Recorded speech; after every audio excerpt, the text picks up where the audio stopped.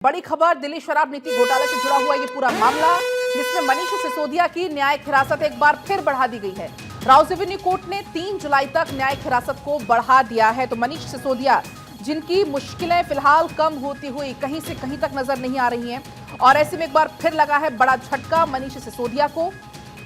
Rouse Avenue court ने न्यायिक हिरासत को 3 जुलाई तक के लिए बढ़ा दिया है। मनीष सिसोदिया पिछले साल फरवरी से ही, आपको याद होगा, कि न्यायिक हिरासत में बंद है। उनकी कई मौकों पर सुनवाई हो चुकी है। उनकी न्यायिक हिरासत हर बार बढ़ा दी जाती है, क्योंकि अभी लगातार पूछताछ का सिलसिला चल रहा है। और ऐसे में राउस एवेन्यू कोर्ट ने एक बार फिर से 3 जुलाई तक के लिए न्यायिक हिरासत को बढ़ा दिया है। तो एक बार फिर झटका लगा है। कल भी राउस एवेन्यू कोर्ट ने, यानी कि 30 मई को, मनीष सिसोदिया और अन्य आरोपियों की हिरासत को बढ़ा दिया था। तो 6 जुलाई तक के लिए कल बढ़ाया गया था राउस एवेन्यू कोर्ट से। और अब ये बड़ी जानकारी मिली है, न्यायिक हिरासत को मनीष सिसोदिया की बढ़ाया गया है। बड़ी खबर आपको बता दें, दरअसल आपको बता दें कि उनको इसके पहले जमानत मिली थी अपनी भतीजी की शादी में शामिल होने के लिए 3 दिन की, लेकिन उसके बाद से लगातार उनकी न्यायिक हिरासत को बढ़ाया जा रहा है। राउस एवेन्यू कोर्ट ने न्यायिक हिरासत एक बार फिर से बढ़ा दी है। शराब नीति मामले में आम आदमी पार्टी को भी आरोपी बनाया गया। इस पूरे मामले में जांच पड़ताल लगातार जारी है। अरविंद केजरीवाल, जो कि खुद सलाखों के पीछे थे, हालांकि चुनाव के चलते उनको अंतरिम जमानत मिल गई थी। 2 तारीख को उनको एक बार फिर से सरेंडर करना है। 2 तारीख को उनको फिर आत्मसमर्पण करने के निर्देश दिए गए हैं। और इस बीच अब एक बड़ी जानकारी है मनीष सिसोदिया से जुड़ी हुई, दिल्ली शराब नीति मामले से जुड़ी हुई।